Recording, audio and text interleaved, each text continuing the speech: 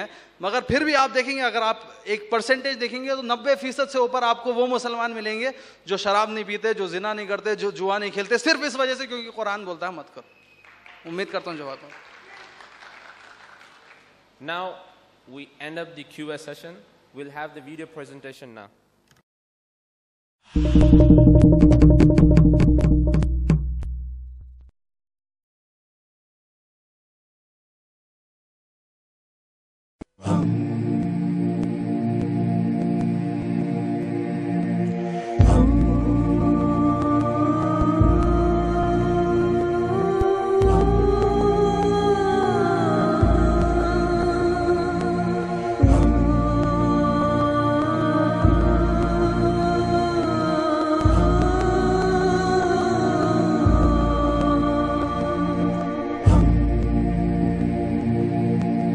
طلع البدر علينا من ثنيات الوداع وجب الشكر علينا ما دعا لله داع ما دعا لله داع.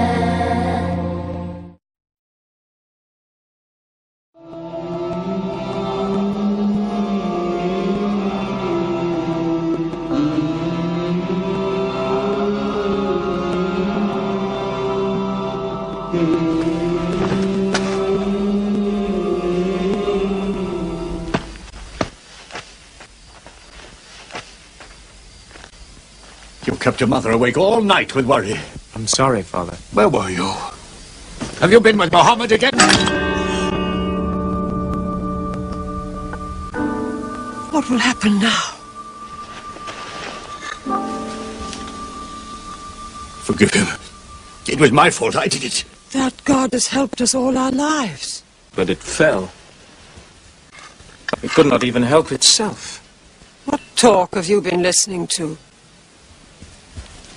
The real God is unseen. He is not made of clay. Ammar, we see the gods in the Kaaba every day. I'm afraid for you.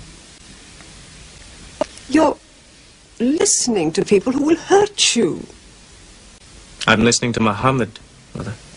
Muhammad is generous, yes. He gives, he shares. He'll pass no man without a smile.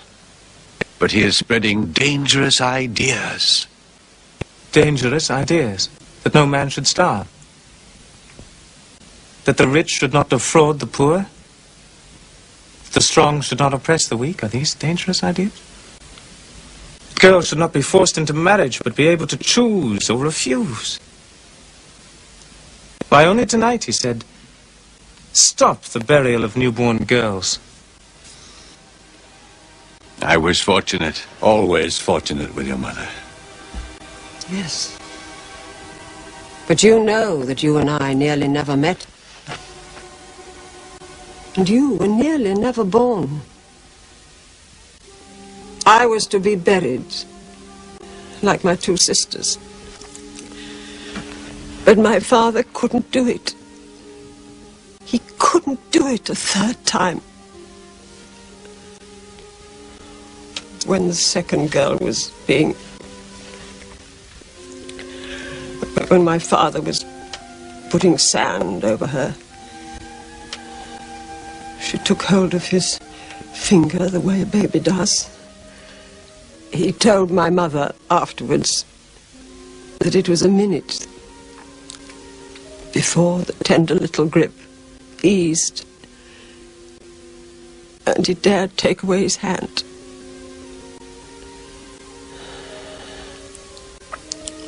When I was born, my father ran out of the house screaming that he couldn't do it again, that he could never do it again. It is the custom. It is wrong.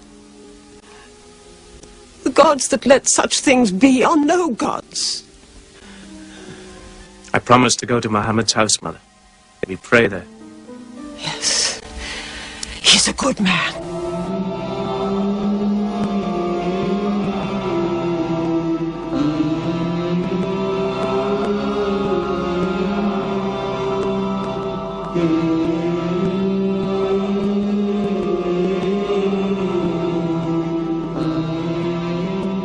Read? Muhammad can neither write nor read.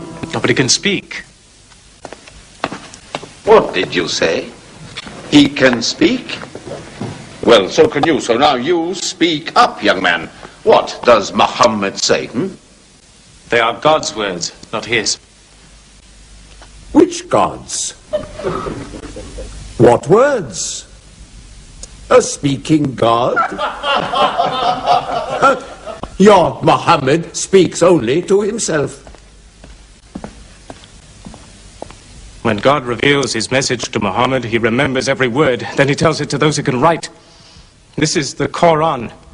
Muhammad has starved himself into dreams. He hides under a blanket with his eyes shut. His eyes are shut, but his heart is open.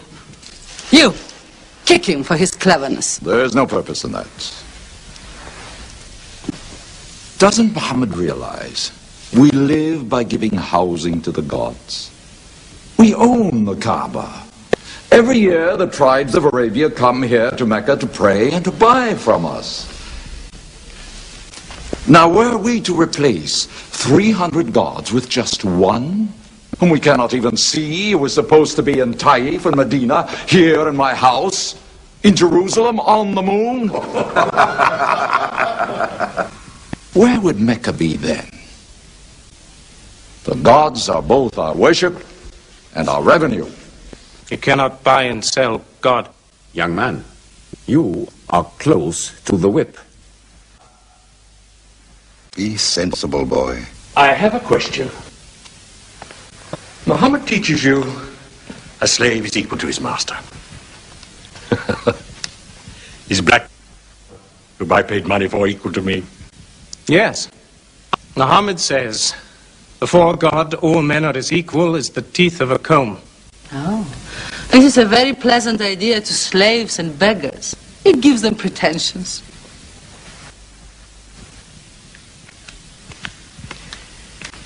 Teach this man the difference between a lord of Mecca and a slave. Take that whip. Lash his face to teach his mouth a lesson.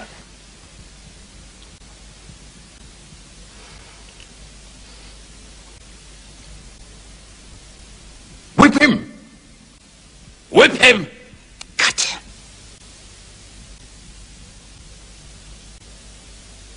Whip him!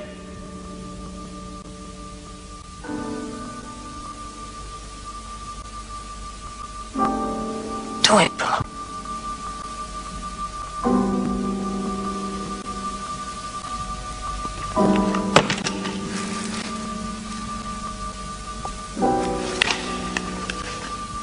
Obey them. They'll kill you.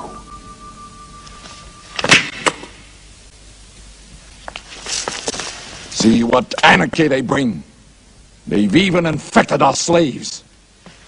If you're human enough to have gods, remember, they are the gods of your owner.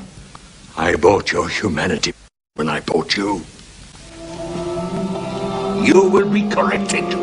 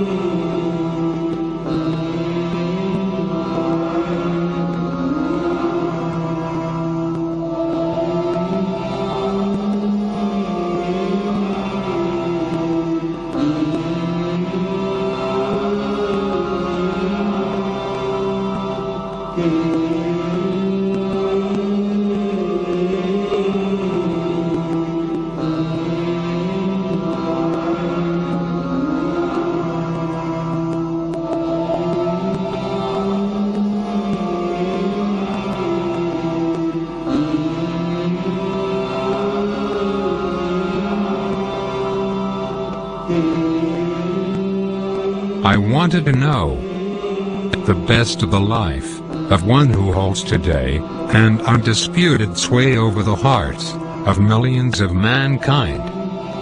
I became more than ever convinced that it was not the sword that won a place for Islam in those days in the scheme of life. It was the rigid simplicity, the utter self-effacement of the Prophet, the scrupulous regard for pledges, his intense devotion to his friends and followers, his intrepidity, his fearlessness, his absolute trust in God, and in his own mission. These and not the sword carried everything before them, and surmounted every obstacle. When I closed the second volume of the Prophet's biography, I was sorry there was not more for me to read of that great life.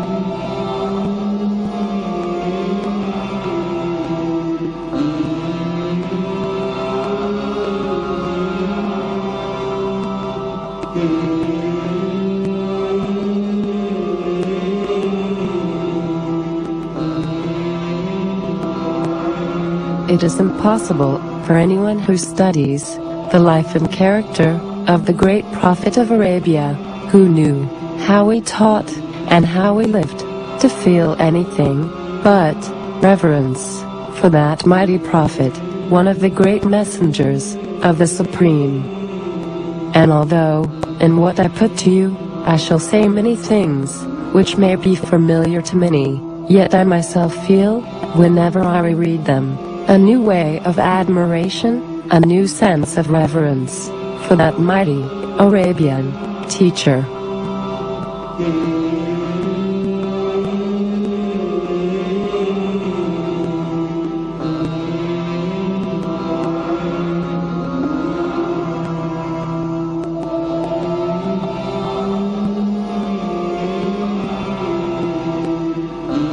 If any religion had the chance of ruling over England, nay, Europe within the next 100 years, it could be Islam.